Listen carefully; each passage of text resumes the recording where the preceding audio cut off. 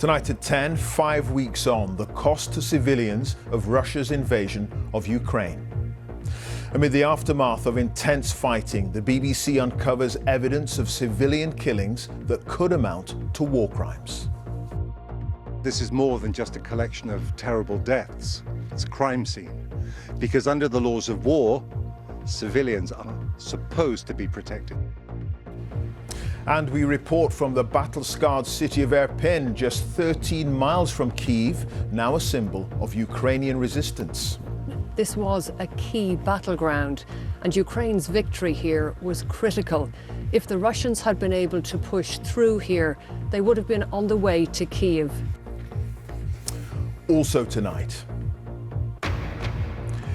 energy prices affect millions hit by the biggest rise in living memory, tightening the squeeze on household budgets. COVID-19 infections in the UK hit a record high. Nearly 5 million had the virus last week. England. And at the World Cup draw in Qatar, England could face Scotland or Wales in the group stages.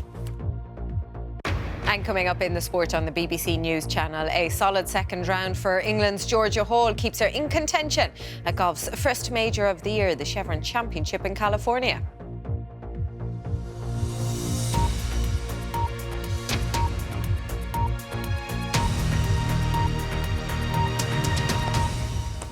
Good evening. In Ukraine, more evidence tonight of the unbearable toll on civilians of Russia's invasion.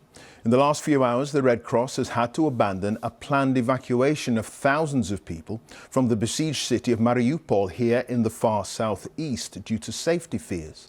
Officials say they'll try again tomorrow amid truly appalling conditions in the city, encircled and cut off for weeks by Russian forces. Meanwhile, in the north, the BBC has found evidence that Russian troops have been forced to pull back from some positions held since the start of the war. But civilians are once again paying a terrible price. Just outside the capital, Kyiv, on a stretch of the E40 highway, is where shocking images from the early days of the war emerged. They showed Russian troops firing on civilians trying to escape.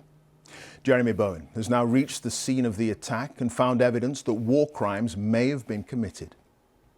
It is important to bear witness to this, to the barbarity of the war, and so some viewers may find his report graphic as well as distressing.